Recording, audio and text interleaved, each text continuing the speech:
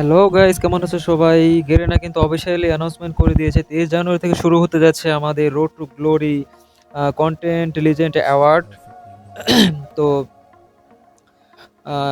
এখানে যেটা বড় কথা সেটা হলো যে এখানে তোমরা সবাই পার্টিসিপেট করতে পারো। এখানে তার আগে আমি বলে দিই, গেল বছর road to Glory content legend award পেয়েছিলেন কিন্তু বাংলাদেশ টপ ওয়ান, এবং চ্যাম্পিয়ন হয়েছিলেন মিস্টার ত্রিপুলার। তো এই বছর কিন্তু গেরিনা অফিসিয়ালি কোনো অ্যানাউন্সমেন্ট করে নাই যে কন্টেন্ট ক্রিয়েট হচ্ছে লিজেন্ড অ্যাওয়ার্ড কে বা কারা হবে, কোনো ইয়ে নাই। এখানে একটি সিস্টেম অ্যাড করা হয়েছে, সেটা হচ্ছে যে একটা নির্ধারিত হ্যাশট্যাগ ইউজ করা হয়েছে। হ্যাশট্যাগটি ব্যবহার করে ভিডিও তৈরি করলে, ভিডিওতে যদি ভিউজ বেশি আসে, তোমার চ্যানেলে যদি 0 ফলোয়ার থাকে, 0 সাবস্ক্রাইবার থাকে, তাতেও সমস্যা নাই। যে সব থেকে বেশি ভিউজ আনতে পারবে সে হয়ে যাবে এই বছরের 2026 সালের কন্টেন্ট লিজেন্ড অ্যাওয়ার্ড চ্যাম্পিয়ন।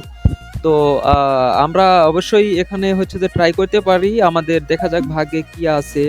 এমনও হইতে পারে তুমি হয়ে যেতে পারো এবারের চ্যাম্পিয়ন, তুমি অ্যাওয়ার্ডটি পেয়েও যেতে পারো যদি তোমার লাক ভালো হয়।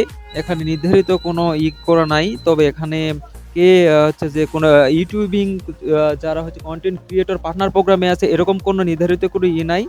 তুমি সাধারণভাবে ভিডিও যদি বানিয়ে থাকো, তুমি ফেসবুক পেজে, টিকটকে, ইউটিউবে তোমার যদি ফলোয়ার থাকে, তুমি যে ভিডিওতে ভিউজ আনতে পারো। এখানে যে হ্যাশট্যাগটা ব্যবহার করতে বলা হয়েছে, এই হ্যাশট্যাগটি ব্যবহার করে শুধুমাত্র তুমি যদি ভিউজ বেশি, সর্বোচ্চ ভিউজ যার আসবে সেই হবে 2026 কন্টেন্ট লিজেন্ড অ্যাওয়ার্ড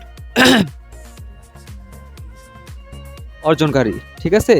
তো সব শেষে মূল কথা হচ্ছে যে এখানে এবার 18 জনকে গেরিনা সিলেকশন করেছে। এই মূল যারা হচ্ছে পার্টিসিপেট করেছে, যে 18 জন